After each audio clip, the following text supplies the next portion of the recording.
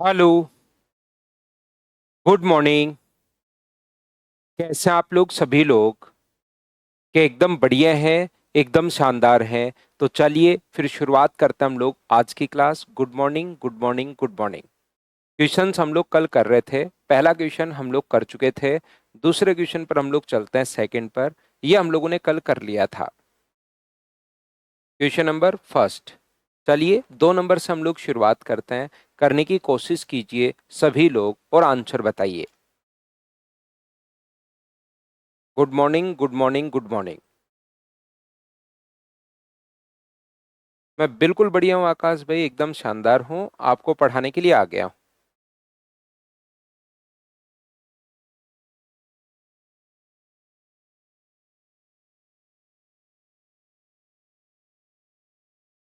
नौशाद खान, सब कुछ मैं बता दूंगा, रेगुलर रहो, बीच बीच में मैं बताते रहूंगा भाई।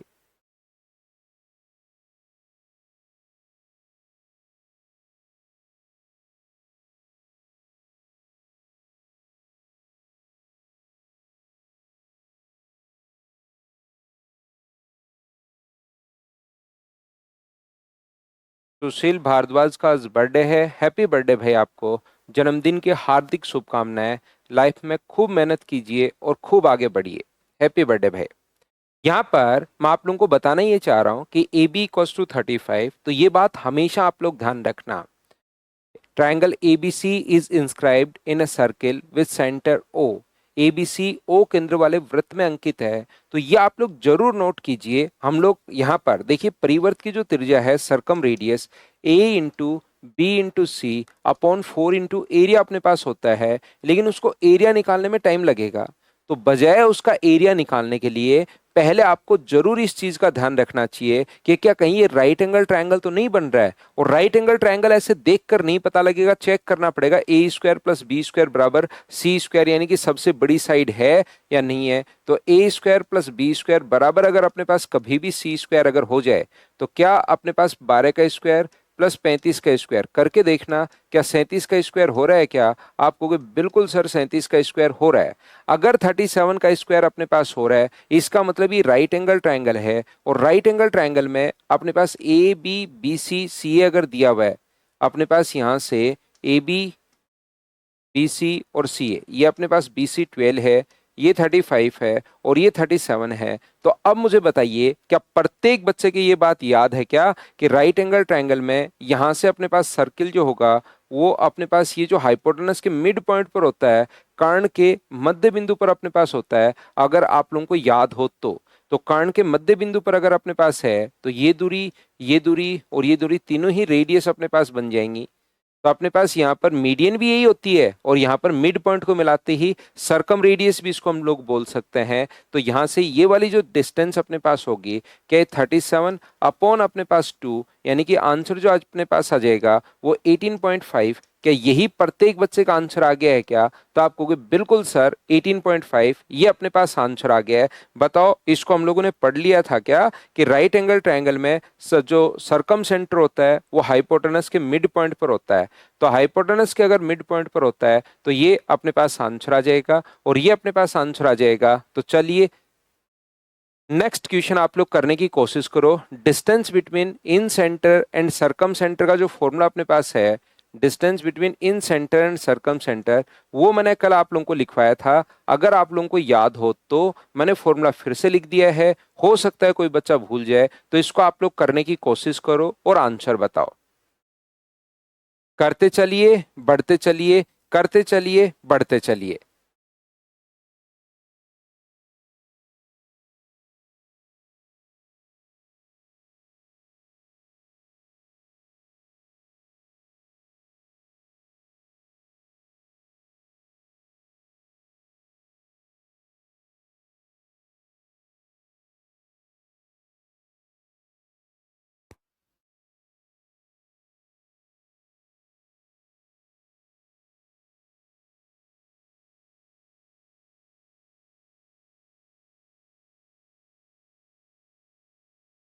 Find the distance between in-center and circumcenter of a triangle whose side are 13, 14 and 15। अब राइट एंगल ट्रायंगल है नहीं, अपने पास 13, 14 और 15 अगर है तो राइट एंगल ट्रायंगल अपने पास है नहीं। इसका मतलब हमें एक तो अंतर, क्योंकि इसमें हमें कैपिटल आर सरकम रेडियस और स्मॉल आर अपने पास अंतर रेडियस, अंतर्वृत्त की त्रिज्या।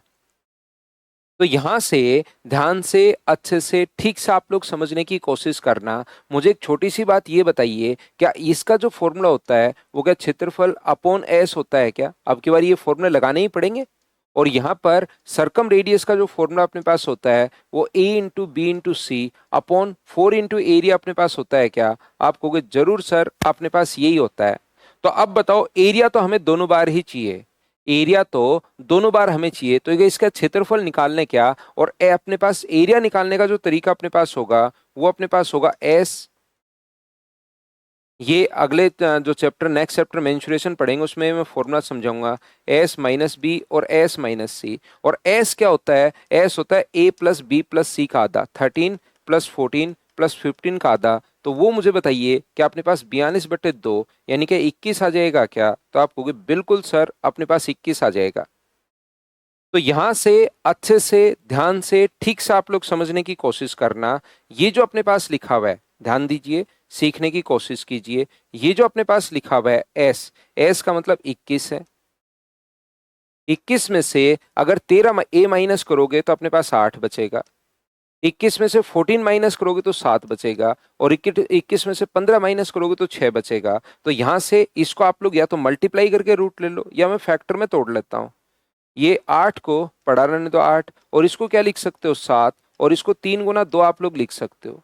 तो 7 गुना 3 21, और 21 तो एक बाहर आ जाएगा। अपने पास 8 गुना 2 16, 16 का रूट 4 बाहर आ जाएगा। इसका मतलब एरिया जो है वो क्या 84 आ गया है क्या? आप कहोगे जरूर आ गया है सर। और एरिया अगर 84 अपने पास आ गया है तो ये अपने पास 84 है, और ये एस का मान 21 है। तो क्या रेडियस 4 आ गई क्या? आप कहोगे बिल्कुल सर 4 आ गई, अंतर्वृत्त की त्रिज्या।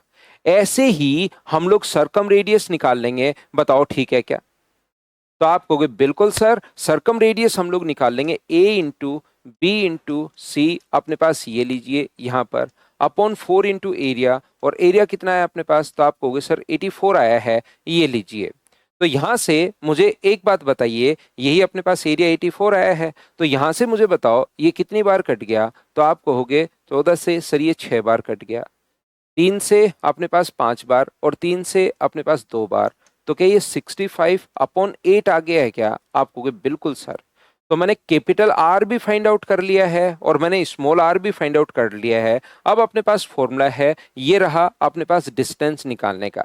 बढ़िया क्वेश्चन, अच्छा क्वेश्चन। इससे दो चीजें आप लोग सीख पाए, अंतर्वृत्त की त्रिज्या भी सीख पाए, परिवर्त की त्रिज्या भी आप लोग सीख पाए, और यहाँ पर अपने पास ये जो है अपने पास ये फॉर्मूला भी आप लोग सीख पाए। तो यहां से आर का स्क्वायर 65/8 इंटू अपने पास 65/8 minus 2 into R, small R कितना है 4 है, कैपिटल आर कितना है 65/8।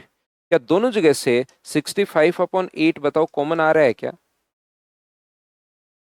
तो अंदर क्या बचेगा 65/8 माइनस अपने पास 8 बचा।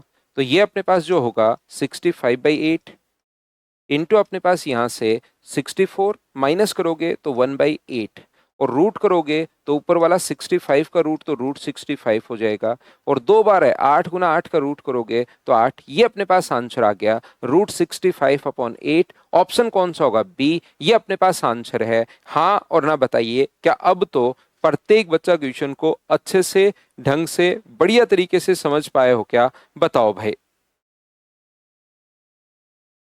उम्मीद है आप लोग सभी लोग समझ पाए होंगे। तो नेक्स्ट क्वेश्चन आप लोग करने की कोशिश कीजिए। फिगर से आकाश ये है कि आपको फिगर में अंतर्वृत्त अपने पास होता है और परिवृत्त अपने पास होता है, उन दोनों के बीच की दूरी आपको चाहिए, ये फिगर है इसका। आकाश कुमार, चलिए नेक्स्ट जो क्वेश्चन है वो आप लोग करने की कोशिश कीजिए।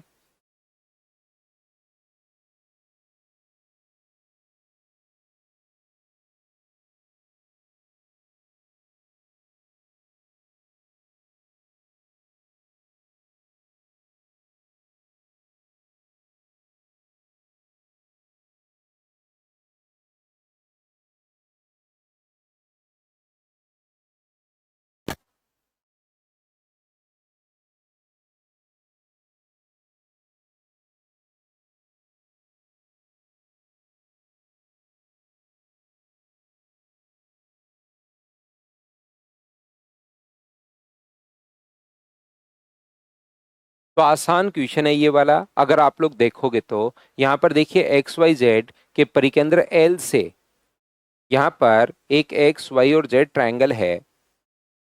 एक्स है, वाई है और जेड है। ये लीजिए, from the circumcentre L of triangle X Y Z perpendicular L M is drawn on side Y Z. यहाँ से एल अगर इसका सरकम सेंटर है तो यहाँ से अगर हम लोग ड्रॉ कर दें एल एम एक परपेंडिकुलर, वाई एक्स जेड का मान, वाई एक्स जेड की जो वैल्यू हमारे पास गिवन है वो 60 डिग्री अगर दिया हुआ है, देन आपको वाई एल एम की लेंथ आपको फाइंड आउट करनी है।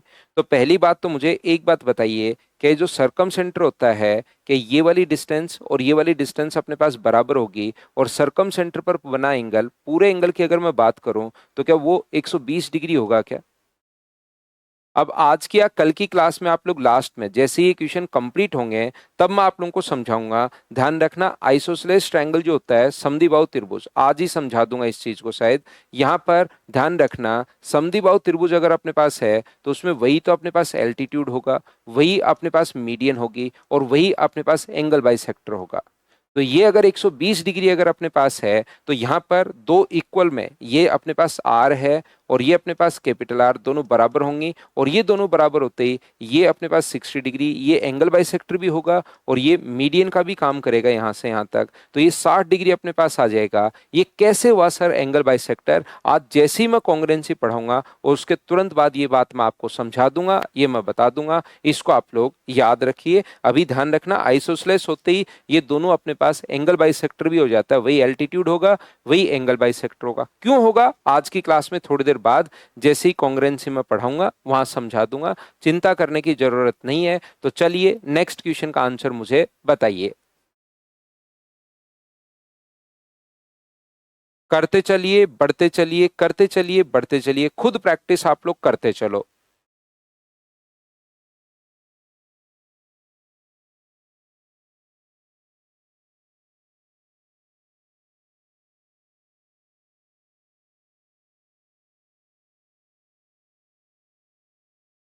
जब तक खुद से पहले क्वेश्चन नहीं पढ़ा हुआ होगा चीजें थोड़ी सी कम समझ में आएंगी, तो आप लोग खुद पढ़िए पहले क्वेश्चन को।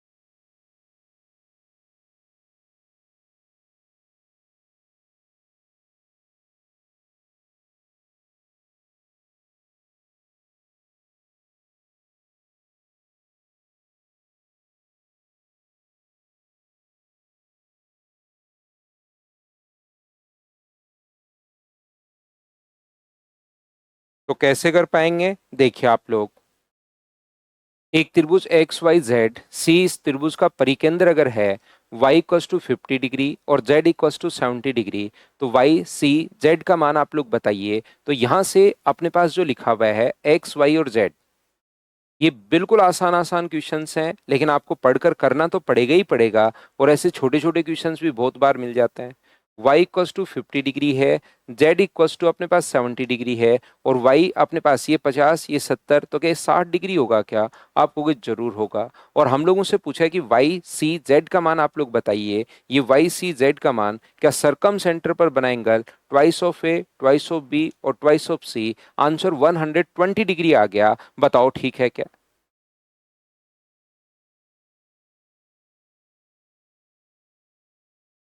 अब देखिए, एक बच्चे ने, अब ये मुकुल है, जैसे मुकुल जो स्टूडेंट है, अब ये इसने गलत आंसर आ गया है, लेकिन इसके दिमाग में कॉन्सेप्ट गलत चला गया। अब ये ऐसे एग्जाम में करेगा, और ये अगर यहाँ पर इसकी जगह 50 की जगह जैसे ही 40 70 और ये अगर अपने पास 70 होता तो मुकुल आपका आंसर गलत हो जाता। आपने कैसे किया है, आंसर लाना हमारा मकसद नहीं है, कॉन्सेप्ट सीखो, नहीं तो फिर गलत हो जाएगा। अपने पास यहाँ 60 है, तब तो आप ये क्यों लगाते हो? आप 90 प्लस हाफ ऑफ ए भी लगा दो तो भी 120 आ जाएगा, 180 माइनस ए लगा दो तो भी आ जाएगा। लेकिन वो गलती से आपका आंसर आ रहा है, आप इसको ऐसे कर रहे हो कि ये 25 है और ये अपने पास 35 है, 25 और 35 अगर हुआ तो अपने पास दोनों को जोड़ा तो 60, 180 में से घटा लिया, तो भाई आप होगा कैसे? ये एंगल बाइसेक्टर थोड़े ना है। इसको 25 25 बताओ आपने कैसे मान लिया? तो वो आंसर तो आपका सही आ गया मुकुल, लेकिन कॉन्सेप्ट आपके दिमाग में गलत चला गया कि एग्जाम में मैं अच्छा से ऐसे कर लूंगा, तो गलत हो जाएगा भाई। क्या मैंने समझा दिया है? क्या आप लोग समझ पाए हो क्या कि ऐसा नहीं होगा, 35-35 नहीं होगा? बताओ बिल्कुल ठीक है क्या मुकुल कुमार? तो गलत याद मत करो। Circumcentre twice of A, twice of B और ट्वाइस ऑफ सी होता है। तो 60 का डबल 120, उससे आंसर 120 आया है, याद रखिए। करते चलो, बढ़ते चलो, करते चलो, बढ़ते चलो।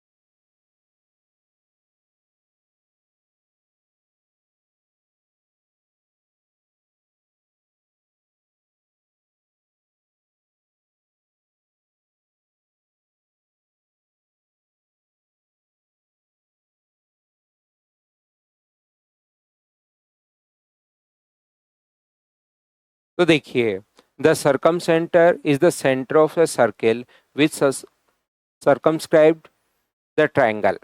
यहाँ पर मुझे बताओ, जो त्रिभुज के परिवर्त को बिल्कुल ठीक है, पहला पॉइंट क्या बिल्कुल ठीक है क्या कि अपने पास यहाँ से ट्रायंगल के परिवर्त का जो अपने पास सेंटर होता है उसी को तो सरकम सेंटर हम लोग बोलते हैं। बिल्कुल ठीक है। त्रिभुज के परितः निर्मित, ठीक है। The angle found by any side of the in centre is always 90 degree more than the angle of the opposite vertex. In centre पर बना एंगल बी पॉइंट, बताओ ए से 90 डिग्री बड़ा होता है या उसके आधे से 90 डिग्री बड़ा होता है?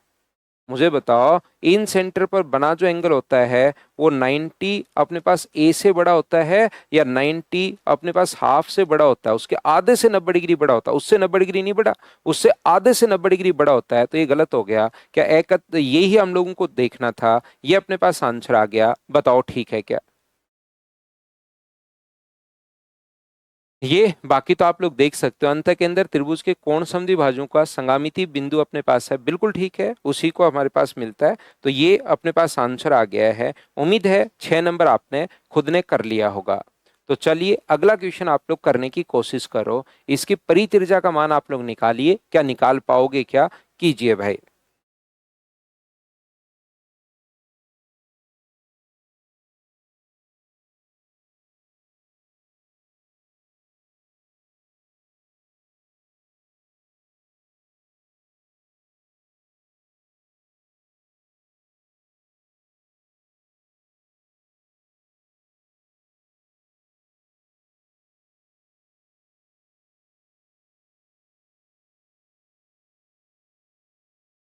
तो क्या क्षेत्रफल अपॉन एस, क्या आप लोगों को यहाँ पर फॉर्मूला परित्रिज्या, त्रिभुज की परित्रिज्या का मान क्या होगा? Capital R S S minus A, तो परित्रिज्या अपने पास होता है A into B into C upon 4 into area. बताओ याद है क्या? तो ए अपने पास है 9, 6 और 5 अपॉन 4 इंटू एरिया, तो आप लोगों को यहाँ पर फाइंड आउट करना पड़ेगा। और एरिया की वैल्यू अपने पास जो होती है वो एस। एस बताओ यहाँ पर अपने पास 9 प्लस 6 प्लस 5 का आधा, तो 11 20 मत इसका आधा क्या 10 होगा क्या? तो ये अपने पास 10 हुआ, ये अपने पास 1 हुआ, ये अपने पास 4 और ये अपने पास 5। तो क्या 20 का मतलब 200 का मतलब क्या 10√2 आ गया है क्या? आपको बिल्कुल सर 10√2 आ गया है, ये लीजिए। तो 5 से बताओ कितनी बार कट गया? 2 बार। और 2 से कितनी बार कट रहा है? 3 बार। तो 27/4√2, क्या यही अपने पास आंसर है क्या? सर इसने ऊपर नीचे √2 से इंटू भी किया है, तो ऊपर नीचे अगर √2 से हम लोग मल्टीप्लाई कर दें तो क्या आंसर जो अपने पास आ जाएगा वो 27√2/8, ये अपने पास आंसर आ जाएगा। हाँ और ना बताइए, क्या आपको फॉर्मूला तो प्रत्येक बच्चे को याद है क्या? सभी लोग बताइए। करते चलिए, बढ़ते चलिए, करते चलिए, बढ़ते चलिए। चलो नेक्स्ट क्वेश्चन अपने पास ये रहा, सोल्व करने की कोशिश करो, क्या आप लोग कर पाओगे क्या?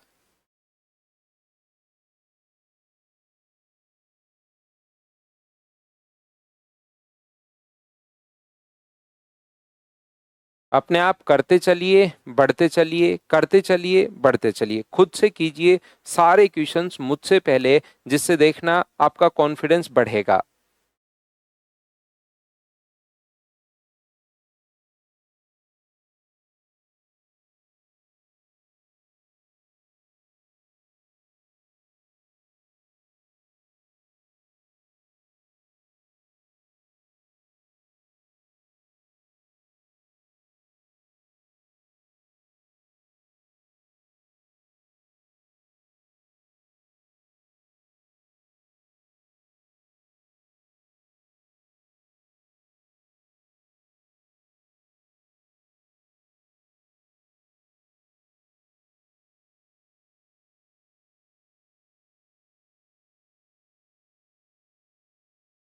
10 सेंटीमीटर त्रिज्या वाले एक वृत्त के अंतर्गत एक समकोणीय त्रिभुज ए बी सी है। AC पर खींचे गए लंब की लंबाई 8 है। देखिए यहाँ पर अपने पास कर्ण AC है, तो किसी भी सर्कल के अंदर अगर राइट एंगल ट्रायंगल अपने पास होगा, तो ये अपने पास जो इसका डायमीटर तो अपने पास ऐसे ही होगा क्या, कैसे भी आप लोग बना सकते हो वैसे, तो इस प्रकार से आप लोग बना लीजिए। कर्ण अगर है अपने पास AC, A B और C, इसकी त्रिज्या अगर अपने पास यहाँ पर सर्किल इस प्रकार से होगा, राइट एंगल ट्रायंगल अगर है, ये कर्ण है, तो यही तो त्रिज्या अपने पास होती है। ये भी अपने पास 10 होगा और ये भी अपने पास 10 होगा। ये लीजिए, ये अपने पास रेडियस 10 है। तो यहां से इसने ये कहा है, यहां से अगर AB का मान x है और BC का मान अगर y है, तो मुझे एक बात बताइए, बी से अगर कोई कहे कि बताओ इसकी यहां से यहां तक की मिड पॉइंट तक की दूरी कितनी होगी, तो तुरंत बोल देंगे हम लोग 10 होगी। लेकिन इसने कहा है AC पर अगर जो एल्टीट्यूड हम लोग ड्रॉ करते हैं, दोनों में डिफरेंस आपको पता होगा, एक तो एल्टीट्यूड अलग लाइन होती है और अपने पास मिड पॉइंट को मिला दे वो लाइन अलग होती है। तो इसकी लेंथ अपने पास 8 है। बताओ इस एल्टीट्यूड की लेंथ निकालने का तरीका, इन दोनों को तो मल्टीप्लाई करते हैं और 20 का भाग देते हैं, ऐसा बताओ सिखाया था क्या? यहां पर मुझे बताइए, इन दोनों को तो हम लोग 8 बराबर, क्या आप लोग लिख सकते हो क्या कि x और y को तो इंटू करते हैं और 20 का हम लोग भाग देते हैं, कर्ण 20 होगा, तो x इंटू वाई बराबर क्या अपने पास 160 आ गया है क्या? आप कहोगे बिल्कुल सर 160 आ गया है। त्रिज्या अगर 10 है तो डायमीटर या इसका कर्ण जो होगा वो मुझे बताइए 10 ही रहेगा या 20 रहेगा? तो आप कहोगे सर 20 हो जाएगा। तो ये अपने पास आंसर आ गया है। बताओ बिल्कुल ठीक है क्या? 8 बराबर परपेंडिकुलर और बेस को तो इंटू करते हैं और इससे हम लोग मल्टीप्लाई करते हैं। तो आप कहोगे बिल्कुल सर हम लोगों ने कर लिया, और बिल्कुल कर लिया तो नेक्स्ट क्वेश्चन करने की कोशिश करो। चलो खुद से आप लोग कीजिए। ये आई पॉइंट इसी के ऊपर है, साइड में नहीं है, इसी के ऊपर है ये आई।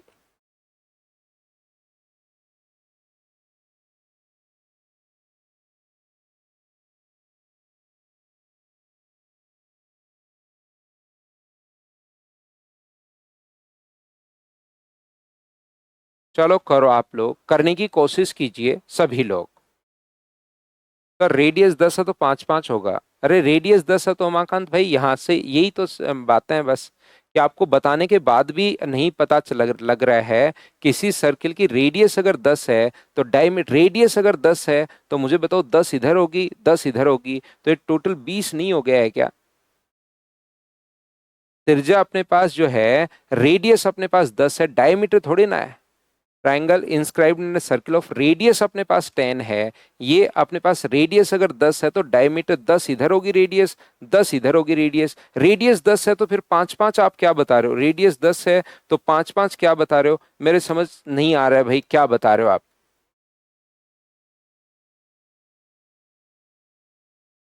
रेडियस इधर भी अपने पास 10 है, त्रिज्या अपने पास 10 है, तो रेडियस इधर भी 10 है। तो कर्ण का मान तो टोटल अपने पास कितना हो गया? कर्ण का मान तो 20 हो गया। यहां से डायमीटर तो 20 हो गया। वैसे भी रेडियस अगर 10 है तो हमें याद ही है ये तो बचपन से कि डायमीटर 20 होगा, रेडियस अगर 10 है तो।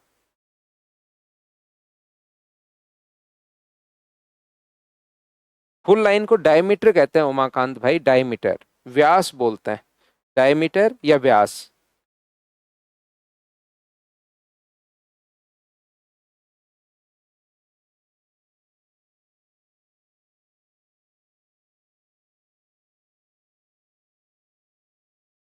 चलिए नेक्स्ट क्वेश्चन आप लोग करने की कोशिश करो।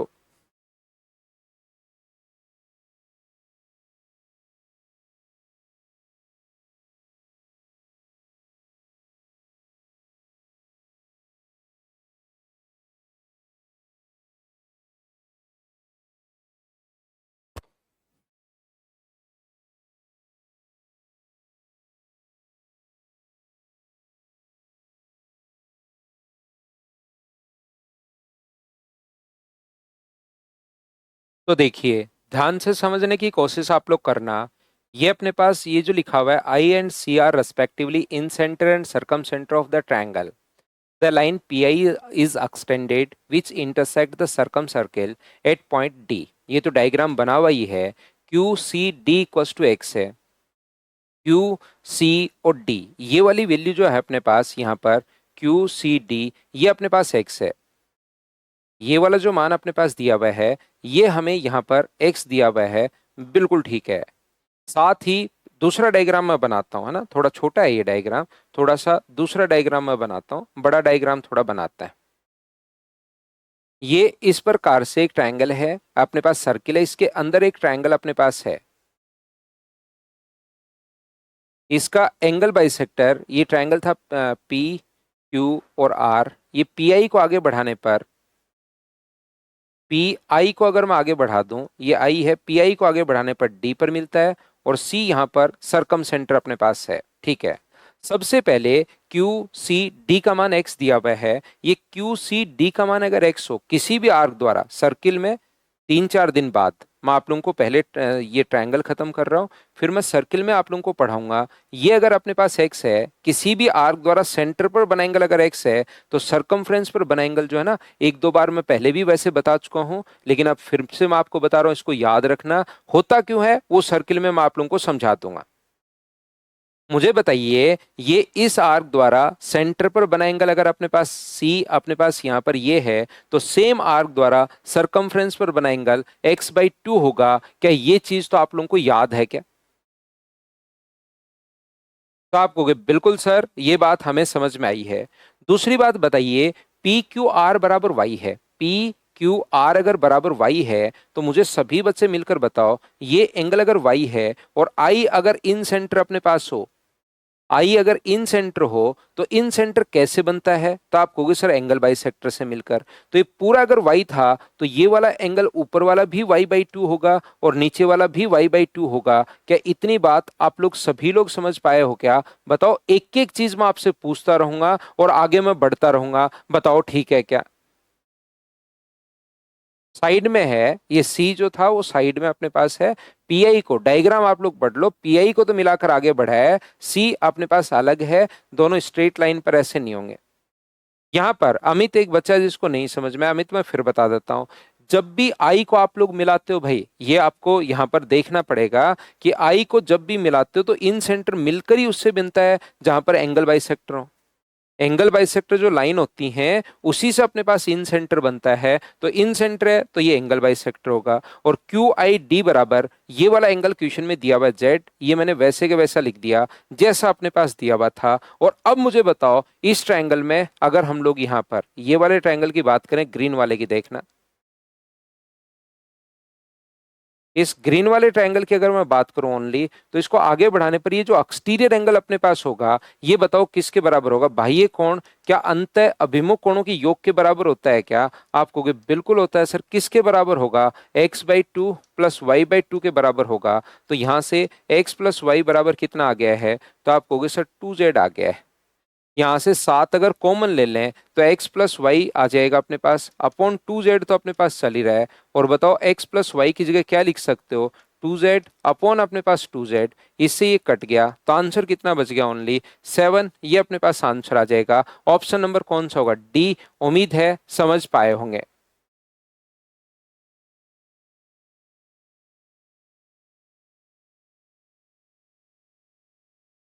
एस के कह रहे हैं सर आप इंग्लिश वर्ड यूज करते हो, हम हिंदी में एस के मैं ज्यादा से ज्यादा 5-7 नाम इंग्लिश के लेता हूँ। वो आप उनको थोड़ा सा, क्योंकि आपका इंग्लिश का भी पेपर होने वाला है एसएससी में, या सीडीएस में भी इंग्लिश आती है। तो जब भी पेपर दोगे, 3-4 नाम है, incentre, circumcentre, orthocentre, centroid. कभी मैं हिंदी में बोलता हूँ, कभी मैं इंग्लिश में बोलता हूँ। तो वैसे इंग्लिश मीडियम वालों को, बच्चों को जरूर प्रॉब्लम आती है कि सर आप हिंदी में मत बोलिए, लेकिन हिंदी वाले जो बच्चे हैं ना, उनको तो हमेशा एडजस्ट करने की, मतलब शुरुआत से ही रहता है कि मैं इंग्लिश में वर्ड याद कर लूं तो टीचर बोलेगा तो मैं अच्छे से समझ पाऊंगा। तो हिंदी वाला बच्चा तो ऐसा कम शिकायत करता है भाई। बाकी फिर भी मैं आगे दोनों ही चीजों में मैं बोल दूंगा, ध्यान रखूंगा। लेकिन नॉर्मली इंग्लिश का बच्चा जरूर शिकायत करता रहता है, लेकिन हिंदी वाले को तो दोनों में याद करने होते हैं।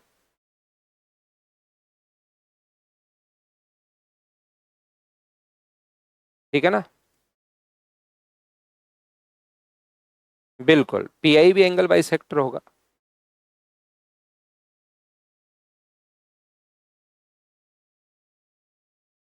ठीक है ना।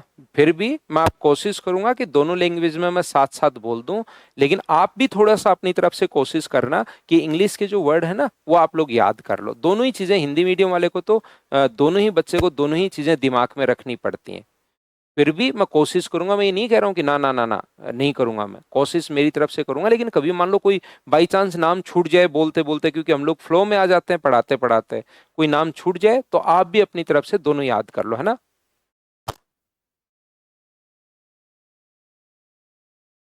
ये था क्वेश्चन नंबर अपने पास 9। उम्मीद है आप लोग समझ पाए हैं, समझ पाए हैं तो नेक्स्ट क्वेश्चन आप लोग कीजिए।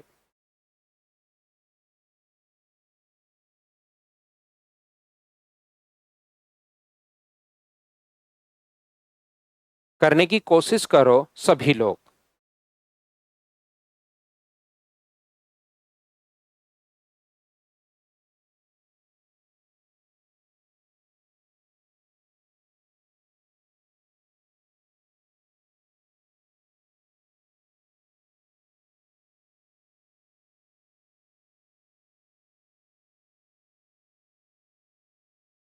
इन a triangle ABC, AB equals to 17.5 है सेंटीमीटर, AC इक्वल्स टू 9 है।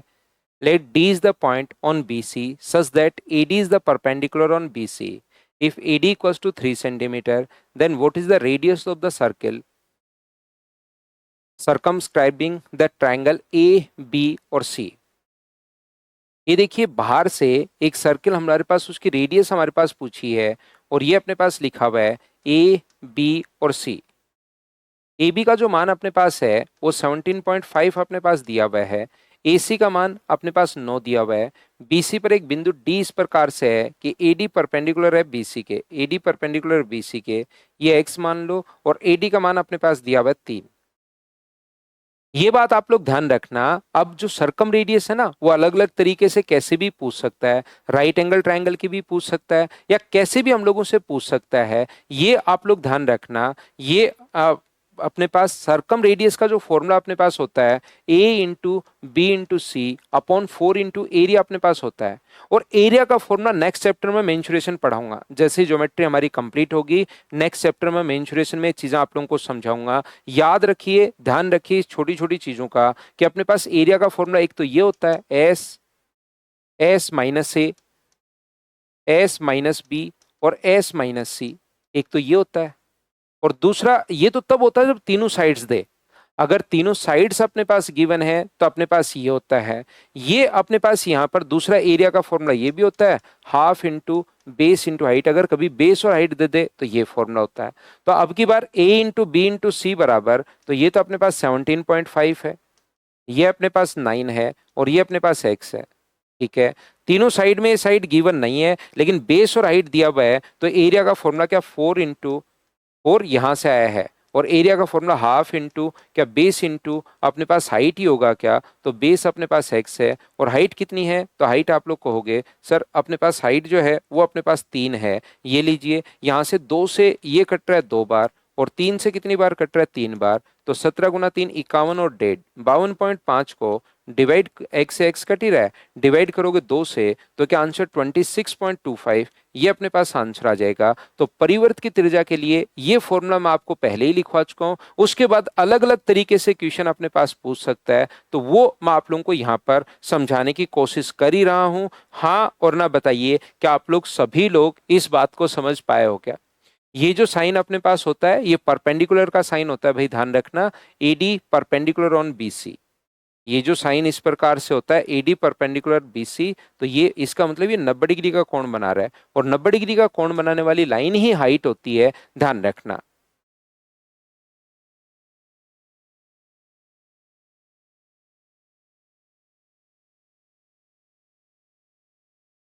उम्मीद है आप लोग अच्छे से, ढंग से, बढ़िया से समझ पाए होंगे कैसे हमने कर लिया है। तो चलिए नेक्स्ट क्वेश्चन आप लोग कीजिए। ये तो अपने पास सीडीएस में आया हुआ क्वेश्चन है। हाँ, मुझे एक बात बताइए, इसको तो आप लोग छोड़ो, एक पॉइंट से पास होने वाले सर्कल्स की संख्या कितनी होगी। अगर हमारे पास एक पॉइंट हो तो इससे पास होने वाले सर्किल्स की संख्या कितनी होगी मुझे बताइए। तो आप कहोगे सर एक पॉइंट से पास होने वाले जो सर्किल्स की संख्या अपने पास होती है वो अपने पास इनफाइनाइट अपने पास होती है। एक पॉइंट से पास होने वाले सर्किल्स की संख्या सर जो होगी वो अपने पास इनफाइनाइट इस प्रकार से, इनफाइनाइट सर्किल पास होंगे सर एक पॉइंट से। मैं कहूँ दो पॉइंट से कितने सर्किल पास होंगे?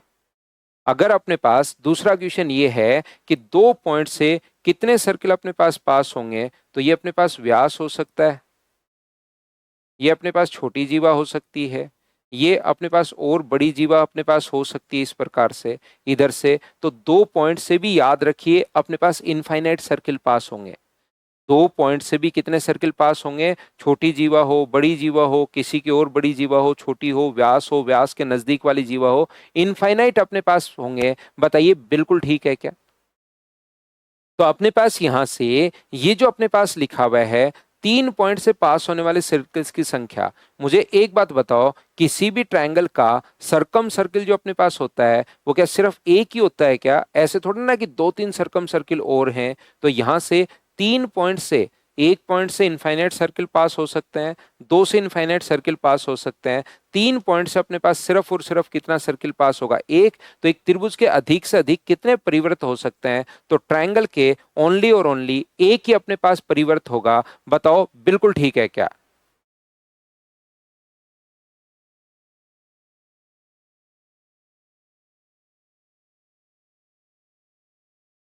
दो पॉइंट, दो पॉइंट अपने पास यहां पर इस प्रकार से अगर है, दो पॉइंट से पास होने वाले जो सर्किल्स अपने पास हैं, तो डायमीटर भी हो सकता है, कोड भी तो अपने पास हो सकती है ना। ये लो कोड अपने पास हो, छोटी कोड हो, बड़ी कोड हो, और बड़ी कोड अपने पास हो जाए, इसलिए अपने पास इनफाइनाइट। इतनी भी बड़ी अपने पास कोड हो सकती है ये वाली। देखिए मैं आपको फिर समझा देता हूं, सर्किल का मतलब क्या? सर्किल का मतलब इक्वल डिस्टेंस पर अपने पास होना चाहिए। तो यहां से दो ही पॉइंट अगर हैं, सर्किल का मतलब इक्वल डिस्टेंस पर, तो ये जो दोनों पॉइंट है इससे भी इक्वल डिस्टेंस पर अपने पास है, इस पॉइंट से भी, ये दोनों पॉइंट इससे भी इक्वल डिस्टेंस पर है, ये दोनों पॉइंट इससे भी इक्वल डिस्टेंस पर है। तो कोई सा भी आप सेंटर, ये भी ले सकते हो, ये भी ले सकते हो, ये भी आप लोग ले सकते हो, दोनों पॉइंट इक्वल डिस्टेंस पर, यहां से भी इक्वल डिस्टेंस पर है, तो इसको भी आप लोग सेंटर मानकर सर्किल ड्रॉ कर सकते हो। तो इनफाइनाइट सर्किल अपने पास ड्रॉ होंगे एक पॉइंट से सर्टेन डिस्टेंस पर। तो इस पॉइंट की भी दूरी बराबर है, इस पॉइंट की भी दूरी, इसको भी सेंटर ले सकते हो, इसको भी सेंटर ले सकते हो। यहां से सेंटर सर्किल ले लोगे तो इसको ये लो, यहां से सेंटर मानकर कर लोगे, तो इस प्रकार से इनफाइनाइट सर्किल पास होंगे, छोटा बड़ा ऐसे।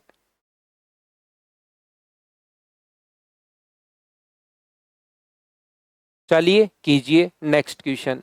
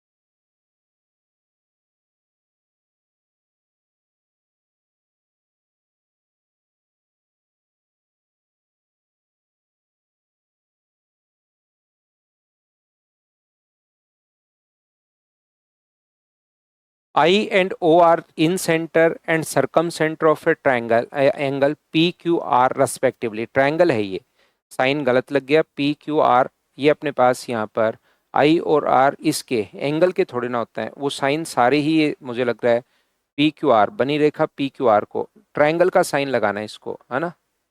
ये साइन जो है किसका लगाओगे, ट्रायंगल का साइन आप लोग लगाओगे।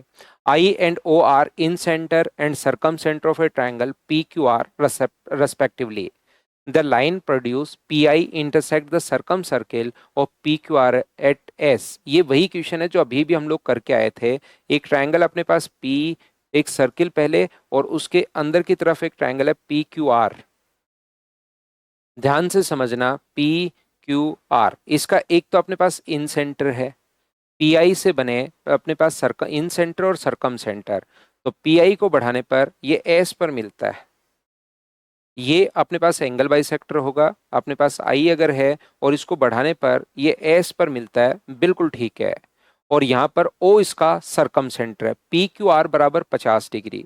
ये अपने पास जो एंगल दिया हुआ है पी क्यू आर, ये अपने पास 50 डिग्री दिया हुआ है। थोड़ी देर पहले भी हमने किया था, ये वहां पर वाई डिग्री दिया हुआ था। ये 50 अगर दिया हुआ है और आई इन सेंटर है तो ये भी 25 होगा और ये भी अपने पास 25 होगा। क्या ये चीज तो बताओ प्रत्येक बच्चे को याद है क्या? हाँ और ना बताना भाई सभी लोग,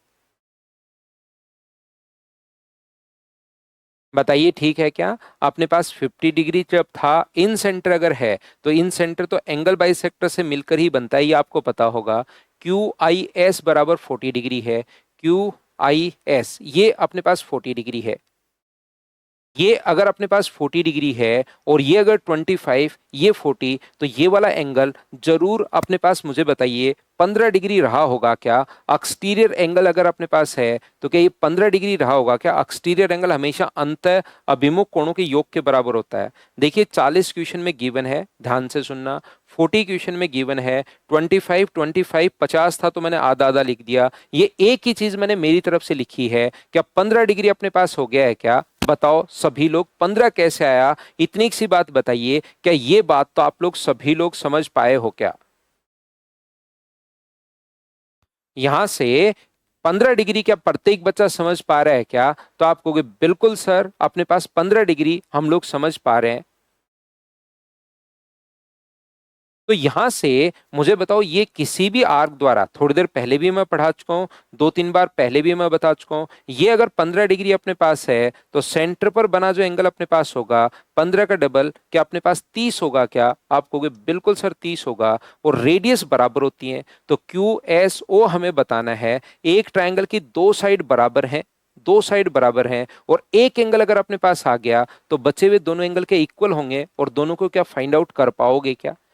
ये अगर 15 डिग्री है तो ये अपने पास यहाँ पर डबल होके 30 डिग्री आ जाएगा, और 30 डिग्री अगर अपने पास आ जाएगा तो कितना आप लोग लिख पाओगे? 30 प्लस थीटा बराबर 180 डिग्री अगर है तो माइनस करोगे तो 150, तो थीटा का मान बताइए, क्या 75 आ गया है क्या? आप कहोगे बिल्कुल सर 75 आ गया है।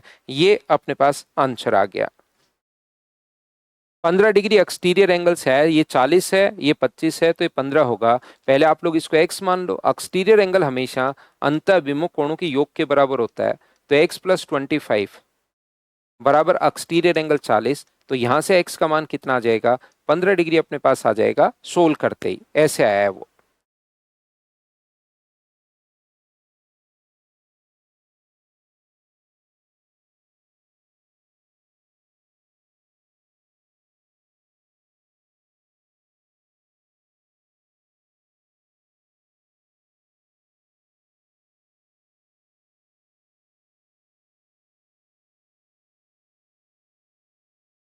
तो ये भी 75 है और ये भी 75 है, ध्यान रखना। तो चाहे क्यू ओ क्यू एस पूछ ले या क्यू एस ओ पूछ ले, तो एंगल क्यू एस ओ आपसे पूछा है, ये अपने पास आंसर आ गया। सर बट सेम आर्क से बना एंगल तो 20 डिग्री है ना एंगल, सर वो सिवा इस पर होता है। यहाँ पर सेंटर तो इसका ये है, इन सेंटर का आधा थोड़ी ना होता है ये तो इन सेंटर है। वो जो सर्किल का सेंटर होता है, परिकेंद्र जो होता है, केंद्र जो होता है, उसका आधा होता है। ऐसा नहीं है कि कहीं पर भी बना एंगल, यहाँ पर अपने पास बना एंगल अगर 2 थीटा है तो ऊपर की तरफ बना एंगल अपने पास थीटा होगा। ये तो ठीक है, ऐसा थोड़ा ना है कि यहां पर बना एंगल ये लो अपने पास 2 थीटा है, कहीं भी नहीं होता, वो सेंटर पर अपने पास होना चाहिए। तो सेंटर तो ये वाला है, ये 30 है तो 15 डिग्री।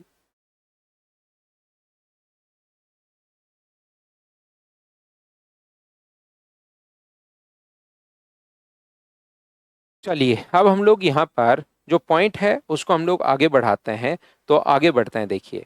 तो इन चीजों को मैं फिर कहूंगा 2 बार 3 बार, क्योंकि जैसे एक मनीष मीणा बच्चा है, सरकम सेंटर पर बना एंगल डबल कैसे, जैसे मैं 2 3 बार तो पहले बता कर आया हूं कि भाई इसको याद कर लेना आप। एक जस्ट जो पहले वाला क्वेश्चन है उसमें मैंने बताया था कि सर्किल में मैं आपको बता दूंगा कि कैसे होता है, तो इसको आप लोग अभी याद कर लो। एक इसमें मैंने फिर बताया कि सेंटर पर अपने पास डबल होता है, सर्किल की प्रॉपर्टी है, सर्किल में मैं बता दूंगा। फिर भी बच्चे का क्वेश्चन यही रहता है, तो फिर मैं क्या करता हूं, इनको मैं बोलता हूं कि आप लोग इसको वापस से देख लेना भाई, क्योंकि एक बात जो बच्चा 5 6 बार में नहीं समझ पाया वो एक बार मैं फिर बता दूंगा तो भी सोचो कैसे समझ पाएगा वो, कि सर्किल में पढ़ाएंगे सर। इतनी सी बात कि मैंने उसको समझाया तो है ही नहीं, इतनी सी बात उसको नहीं पता लग रही है कि सर्किल में 5 बार बताने के बाद याद नहीं रह पा रही है, तो फिर तो इसलिए मैं कहता हूं कि बार बार रिकॉर्डेड में 5 7 बार आप देख लेना। ठीक है ना? फिर ताकि जो पढ़ने वाला बच्चा हो, रेगुलर पढ़ रहा है, ध्यान दे रहा है, उसका भी टाइम वेस्ट नहीं हो बिना मतलब। चलिए अब हम लोग यहां पर ये जो है पॉइंट नंबर 6 हम लोग पढ़ चुके हैं, और अब हम लोग पढ़ने वाले हैं 7 नंबर कॉन्ग्रेंसी के बारे में, सर्वांग समता के बारे में। ध्यान से, अच्छे से, ठीक से आप लोग समझने की कोशिश करना। कॉन्ग्रेंसी या सर्वांग समता के बारे में अब हम लोग पढ़ रहे हैं। ध्यान ध्यान दीजिए सभी लोग। ये जो अपने पास लिखा हुआ है, एक ट्रायंगल अपने पास है इस प्रकार से, 2 ट्रायंगल अपने पास है। अब एक ट्रायंगल के सेंटर्स के बारे में अब हम लोग देख चुके हैं। अब हम लोग यहाँ पर 2 ट्रायंगल की अगर बात करें, एक ए बी सी है और दूसरा अपने पास डी ई एफ है। एक ए बी और सी है और दूसरा है अपने पास डी ई और एफ अपने पास है। इसको आप लोग ध्यान रखिए, इसको आप लोग याद रखिए, और इधर बोर्ड पर ध्यान देना सभी लोग, और सीखने की कोशिश करना इस पॉइंट को। यदि अपने पास ए बराबर है डी के, ए एंगल ए बराबर है डी के और बी बराबर है ई के, ध्यान से सुनना, सी बराबर है एफ के, और अपने पास यहां से ए बी बराबर डी ई है, बी सी बराबर ई एफ है और ए सी बराबर है डी एफ के। पहले ट्रायंगल के तीनों एंगल दूसरे ट्रायंगल के तीनों एंगल्स के साथ अपने पास बराबर हैं। पहले अपने पास यहां से शिवम, यहाँ तो 5 मिनट, शिवम देखिए आपका पहली बार आ रहा है ना ऐसा 15 मिनट में, बैंक वाले बच्चे तो पहले से करते हुए आ रहे हैं, तो वो बच्चों के देखिए सिलेक्शंस नहीं होते हैं क्या, तो उससे डरने की जरूरत नहीं है। आप लोग थोड़ा सा बड़े बच्चे हो, आप हर छोटी चीज से डरना शुरू मत किया करो, या फिर छोड़ के भाग जाओ, नहीं करना तो करना ही नहीं है। कोई चीज या तो करनी है तो 100% करनी है, नहीं करनी तो अपने पेरेंट्स को बता दो कि ना मुझसे नहीं होगा, मैं नहीं कर पाऊंगा, मुझसे कुछ और करवा लो, घर का काम कोई होगा या जो भी बिजनेस होगा या खेती बाड़ी होगी या कुछ भी होगी, मैं वो कर सकता हूँ, नहीं कर पाऊंगा मतलब नहीं कर पाऊंगा, बात खत्म। अपना दूसरी तरफ ताकि 4 5 साल बिना मतलब नहीं लगाओ। या क्योंकि आप 20 21 साल के इस एज में भी अगर छोटी छोटी चीजों को लेकर आप रोना शुरू कर दोगे इस यंग एज में, तो फिर तो कैसे ही काम चलेगा बताइए। और मैं आपको बता चुका हूं यहां पर कि 15 मिनट में पेपर जो सोल्व होगा किस टाइप से सोल्व होगा, हम लोग वो चीजें सारी की सारी चीजें सीख लेंगे कि पेपर, क्योंकि बैंकिंग भी तो मैं पढ़ा रहा हूं, वहां पर भी तो पेपर हमें सेक्शनल कट ऑफ वहां पर तो आती ही आती है। तो आप छोटी छोटी चीजों से डेली मतलब एक ही बात एक ही बात एक ही बात अगर हम लोग डिस्कस करेंगे तो आगे कैसे बढ़ेंगे बताओ। हम लोग, मैं बैंकिंग भी पढ़ा रहा हूँ, एसएससी भी पढ़ा रहा हूँ, रेलवे बैंकिंग का बैच ही पूरा मैं अलग चला रहा हूँ। तो आप इस चीज पर ध्यान दीजिए, सीखने की आप कोशिश करो, क्योंकि पहले बच्चा देखिए आज क्या बच्चा क्या कर रहा है, और डेली टाइम वेस्ट हो जाता है फिर इन चीजों में। आप तो कमेंट करके यहां से निकल जाते हो बिना मतलब के कमेंट, लेकिन टाइम फिर पढ़ने वाले बच्चे का, जैसे मनीष का मैंने अभी भी एग्जाम्पल लिया, फिर और जो पढ़ने वाले बच्चे हैं, जिनका रियल में वो सिलेक्शन देंगे, उनका टाइम खराब हो जाता है भाई। आपको तो क्योंकि वीडियोस पूरे दिन वीडियो देखते रहते हो, वो वीडियो देखने में मजे आने शुरू हो गए हैं कि अपने पास यहाँ पर गधों को भी इंस्पेक्टर बना देंगे। रियलिटी में उल्टा है, इंस्पेक्टर्स को गधा बनाया जा रहा है। रियलिटी ये है। लेकिन आप उन वीडियोस को देखते रहते हो, देखते रहते हो, देखते रहते हो। 15 मिनट में पेपर सोल्व कैसे होगा? एक आदमी आकर ज्ञान देता है कि अपने पास यहाँ पर 15 मिनट ज्ञान देता है कि 15 मिनट में पेपर कैसे सोल्व होगा। वो कुछ टेक्निक लाता है, आपको लगता है हाँ ये कर लूंगा। आपको ये पता ही नहीं ट्रायंगल के तीनों एंगल्स का सम 180 डिग्री होता है, और आप सोचते हो अच्छा ये वाला तरीका लगाना पड़ेगा 15 मिनट में करने के लिए। अरे भाई पहले मैथ सीखो तो सही। 15 मिनट की प्रैक्टिस तो बाद में होगी, पहले हम लोग तो फाउंडेशन बैच पढ़ रहे हैं, इसमें सीखो तो सही आप। मैंने बता दिया कि अपने पास यहां पर ये प्रॉपर्टी होती है, वो आप लगा ही नहीं पा रहे हो जब तक उसको क्वेश्चन में पहले तो सीखेंगे ना। तो पहले तो चीजें सीखिए आप लोग। पहली प्रोसेस ये होती है कि पहले सीखो, जो फाउंडेशन बैच में हम लोग सीख रहे हैं। फिर दूसरा होता है कि प्रैक्टिस करो, वो सेकेंडरी अपने पास आता है। तो हम लोग तो यहां सीख रहे हैं पहले तो।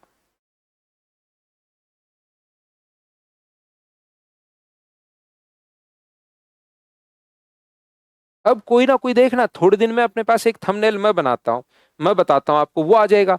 15 मिनट छोड़ो, ये अगर लगा लिया तो पेपर 10 मिनट में सोल्व हो जाएगा। 15 मिनट छोड़िए, अगर आपने ये वाली अप्रोच लगा दी तो पेपर 10 मिनट में हो जाएगा। आप ऐसे ऐसे, और फिर आप देखते भी हो रियल में, जबकि कंटेंट सबका सेम है। एक ने वीडियो, मैंने अगर वीडियो या किसी भी टीचर ने वीडियो बना दिया तो दूसरा भी वही, कंटेंट सब सेम है। लेकिन आप नहीं समझते भाई, कितना ही समझा लो चाहिए। आप जो रियल में पढ़ने के लिए आए हो ना, जिनमें कॉन्सेप्ट सीखने के लिए आए हो, तो पहले तो सीखना ही पड़ेगा। इसके अलावा बताओ क्या इलाज हो सकता है? दो टाइप का पेपर आ सकता है, ध्यान से सुनना। एक बात मैं बताता हूं, क्योंकि अभी किसी को नहीं पता, सब चीजें हवा में है। भविष्य किसी को नहीं पता, भविष्य अंधा होता है। यहां पर हो क्या रहा है, दो टाइप का पेपर आता है। एक तो पेपर बिल्कुल आसान आएगा, बिल्कुल आसान, जिसको अब भी कोई पेपर अगर आसान आता है तो बच्चे 15 मिनट में कर लेते हैं कि सर मैथ्स 15 मिनट में हो गया था, अगर आसान आया तो। दूसरा बैंक पीओ जैसा पेपर आया तो फिर कट ऑफ कम जाएगी। पीओ वाले जैसा अगर पेपर आ गया तो ढूंढ ढूंढ कर करना पड़ेगा। 8-10 क्वेश्चन भी 25 में कर लोगे तो फाइनल सिलेक्शन हो जाएगा। और वो 8-10 क्वेश्चन करने के लिए आपका बेसिक, तो दोनों चीजें, अब स्पीड भी बढ़नी चाहिए और बेसिक भी कॉन्सेप्ट क्लियर होने चाहिए। दोनों पर आपको काम करना पड़ेगा।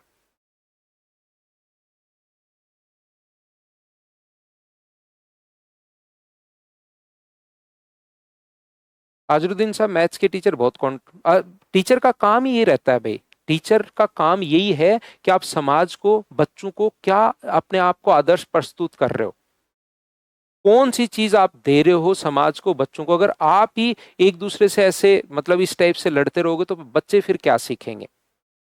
तो टीचर को पहले खुद के बिहेवियर में लाना पड़ता है जो आप बच्चों से एक्सपेक्ट करते हो। देखो, लेकिन क्या कर सकते हैं, ये मार्केट ऐसा ही है। सबको लगता है अच्छा, अच्छे से हो बुरे से हो, नाम तो हो ही रहा है। तो उसमें अब जिस बच्चे ने सोच ही लिया है कि मुझे तो जेल, मतलब कोई काम ये करना है, किसी भी बंदे ने सोच लिया कि मैं तो इसके थप्पड़ मारूंगा और जेल जाऊंगा, तो उसको कौन रोक सकता है? जब दिमाग में सोच ही लिया है कि मैं तो ये काम करके रहूंगा, तो फिर दूसरा तो कोई नहीं रोक सकता ना। किसी के समझाने से कोई समझता नहीं है। जब भी अपने पास थोड़ा एज, अगर आपके 20-22 साल से ज्यादा है, तो फिर खुद के डिसीजन खुद ही लेता है बंदा।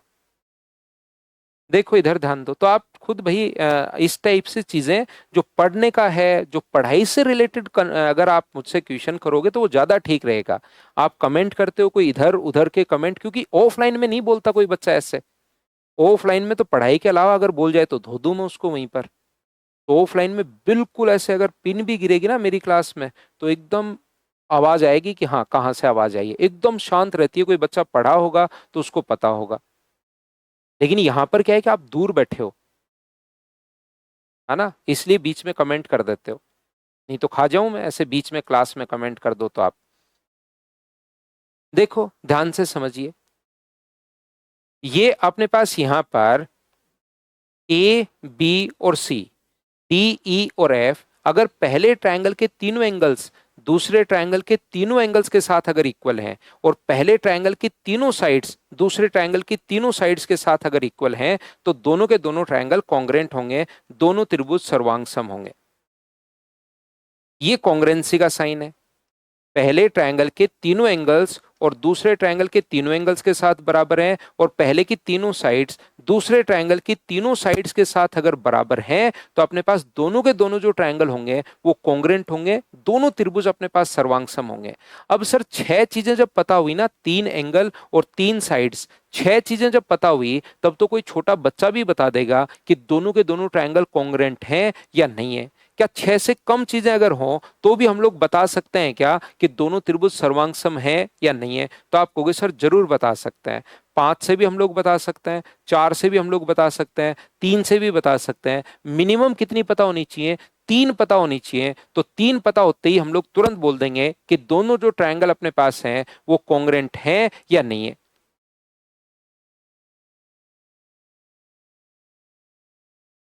हाँ और ना बताओ, क्या आप लोग समझ पाए हो क्या? ये जो अपने पास लिखा हुआ है, ध्यान से अच्छे से ठीक से आप लोग समझने की कोशिश करना। मिनिमम अपने पास तीन चीजें पता होनी चाहिए, ए बी और सी, और दूसरा है अपने पास डी ई और एफ।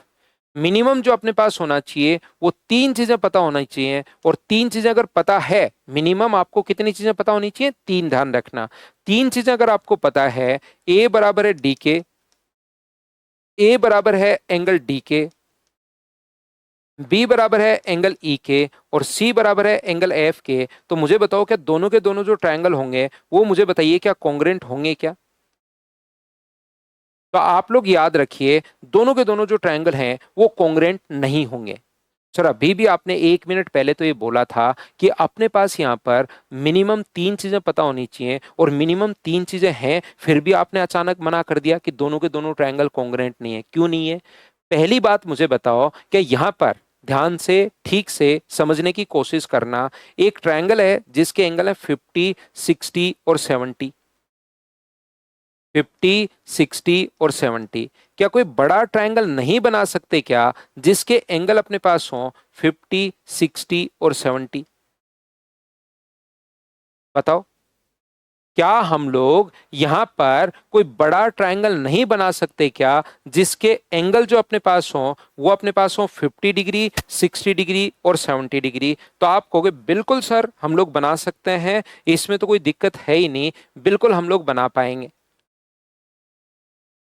50, 60 और 70, यहां से कॉन्ग्रेंसी या समरूप, कॉन्ग्रेंसी या सर्वांग समता का मतलब, एक ट्रायंगल को उठाओ और दूसरे के ऊपर रखो तो दूसरा ट्रायंगल दिखाई नहीं देना चाहिए।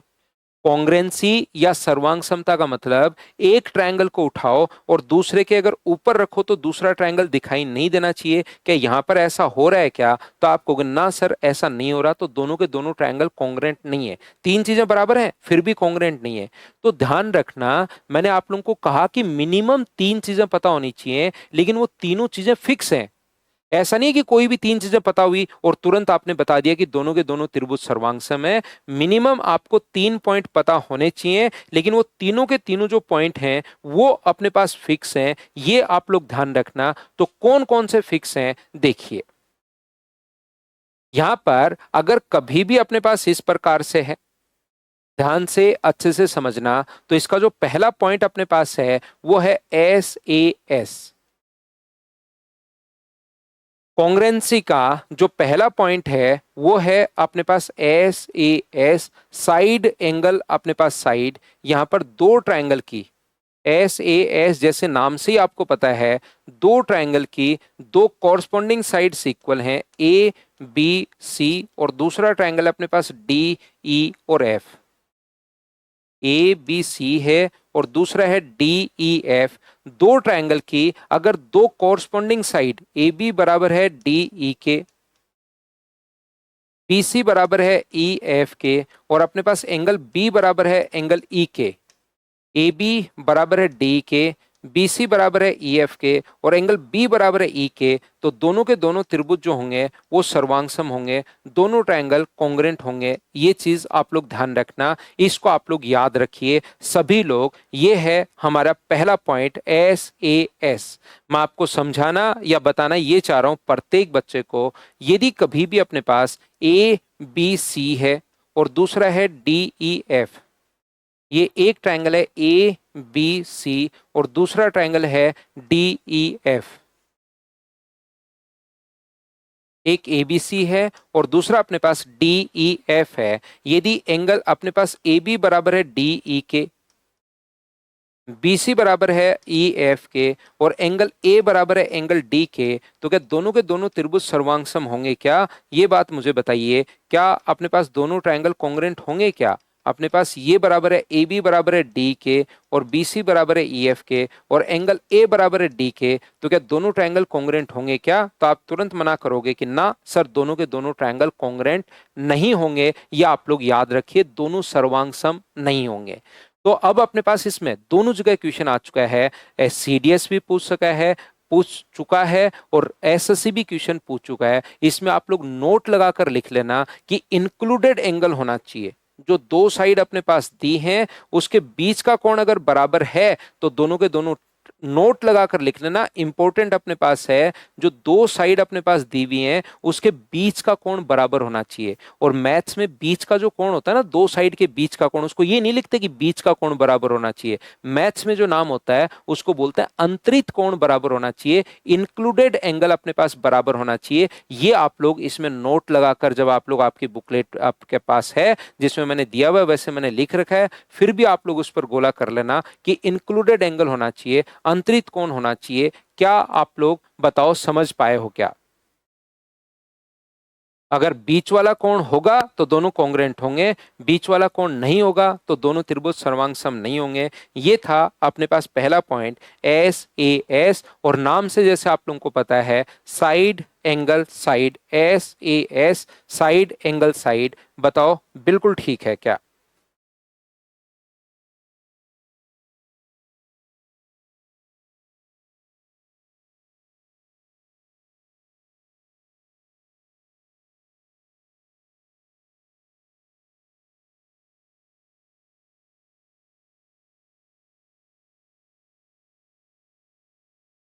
उम्मीद है आप लोग समझ पाए होंगे। तो सही कर लेना गोलू, अगर कोई मिस्टेक आपको दिखाई दे तो मैं यहाँ पर साथ साथ पढ़ता हुआ चल रहा हूँ, क्योंकि बच्चे को मैं बोलता हूँ यार इसको लिख दो आप लैंग्वेज में, तो कहीं हो सकता है मिस्टेक हो जाए भाई लिखते टाइम, लेकिन पढ़ाते टाइम कोई नहीं होगी। ऐसा नहीं है कि मैं ये बोलूँ कि ओहो वो तो गलत पढ़ा दिया था। पढ़ाते टाइम नॉर्मली बहुत ही कम कोई कैलकुलेशन हो जाए तो वो अलग बात है, कॉन्सेप्ट बिल्कुल सारे सही होंगे। और नोट्स खुद के बनाने ही बनाने चाहिए आपको। अगला देखिए, पॉइंट नंबर अपने पास 3, पॉइंट नंबर 3 नहीं, ये अपने पास पेज नंबर 3 है। सेकंड जो पॉइंट है वो अपने पास है ए और एस। सेकंड जो पॉइंट है वो है ए और एस, एंगल एंगल और साइड। अब की बार अपने पास यहां पर ये ट्रायंगल है ए बी और सी और दूसरा ट्रायंगल है डी ई एफ। जैसे नाम से ही पता है दो कॉरस्पॉन्डिंग एंगल इक्वल होंगे, दो जो संगत कोण है, ए बराबर है डी के, बी बराबर है ई के, और साइड अगर अपने पास ए बी बराबर है अपने पास किसके, डी ई के।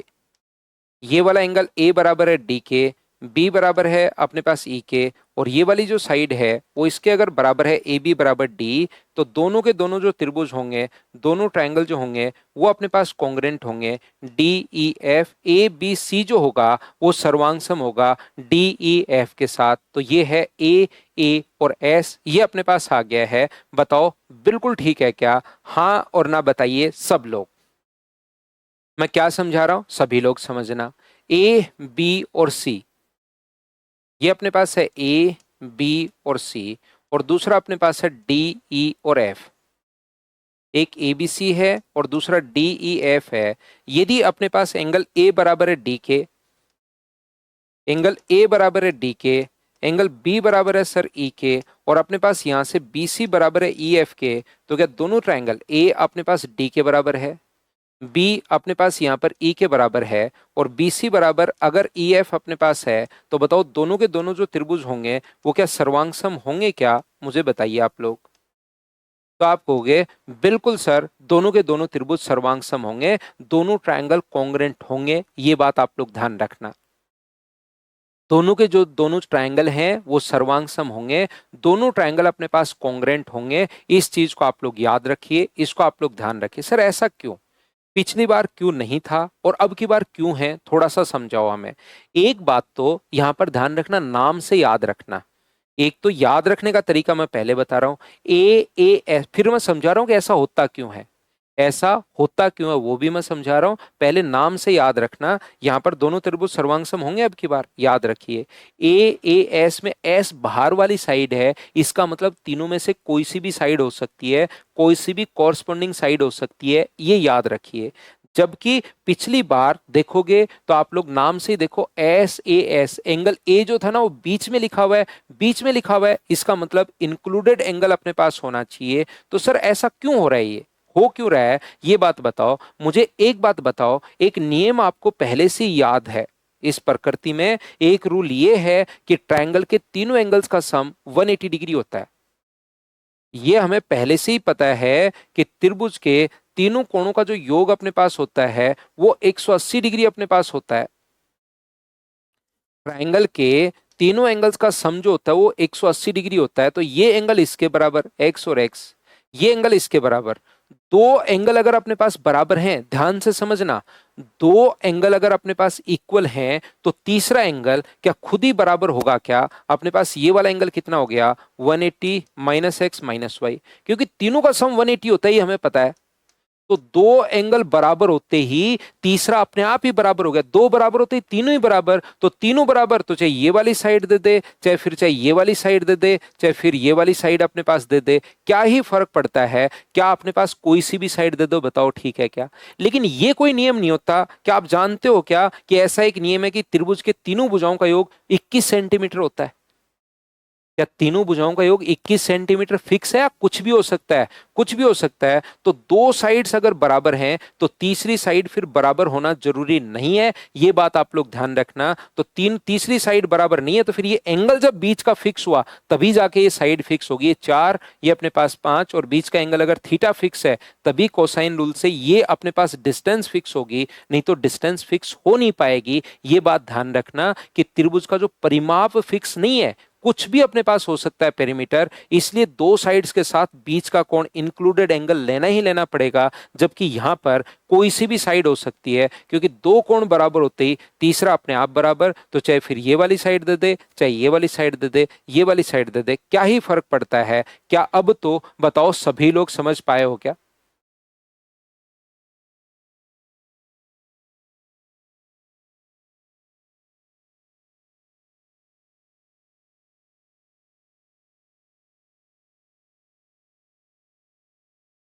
3 एंगल से कॉन्ग्रुएंट, तीनों एंगल नहीं, उसके साथ एक साइड भी तो दी हुई है सुमित कुमार।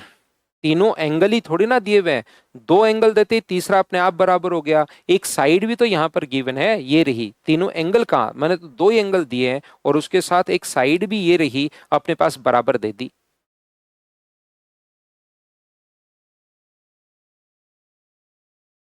अगला अपने पास है, अगला जो पॉइंट अपने पास है वो है एस एस एस। इसमें अपने पास तीसरा पॉइंट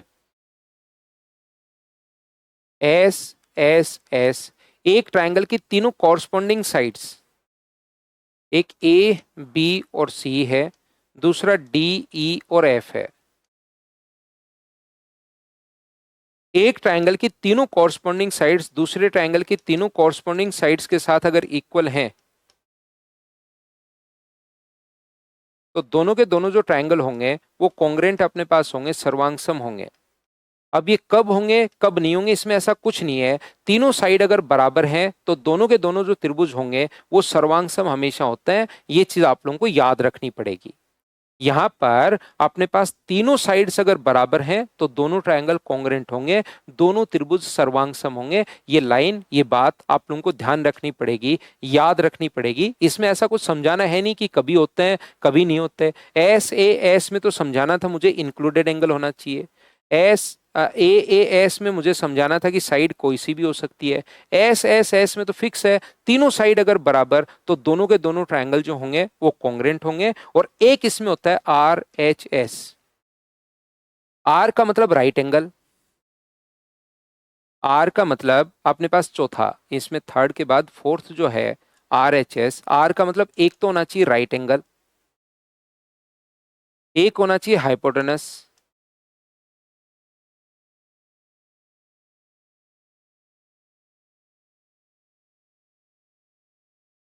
एंगल बी बराबर एंगल ई बराबर अपने पास 90 डिग्री, ए सी बराबर डी एफ, हाइपोटेनस बराबर होनी चाहिए, और बची हुई दोनों में से एक साइड अपने पास इक्वल होनी चाहिए, ये साइड इसके बराबर।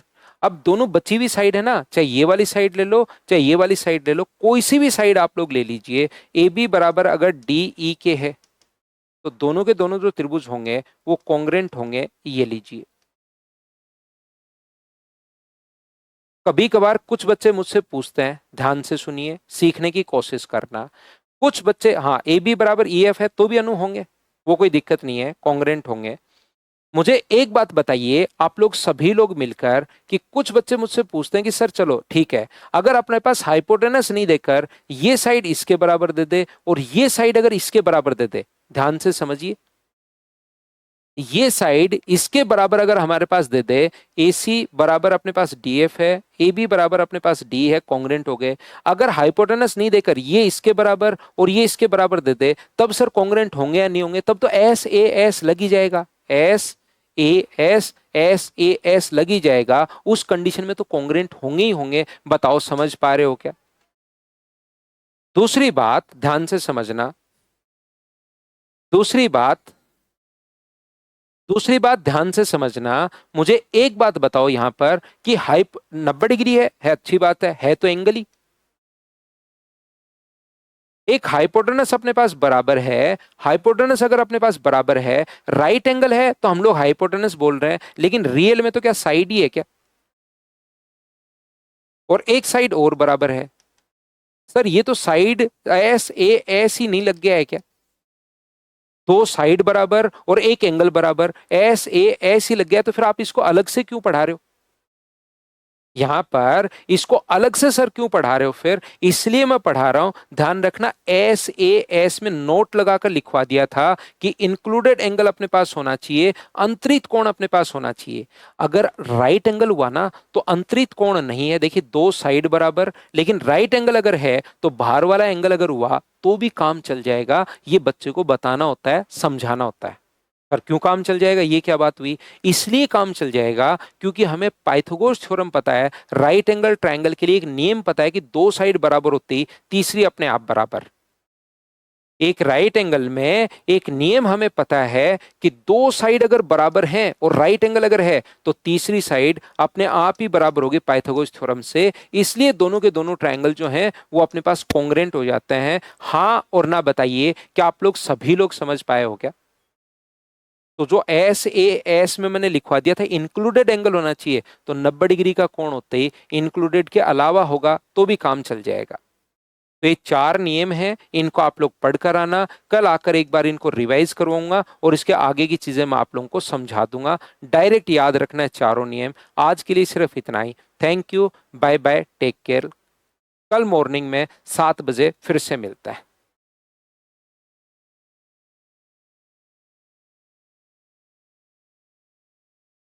हाँ क्लास होगी बेटी।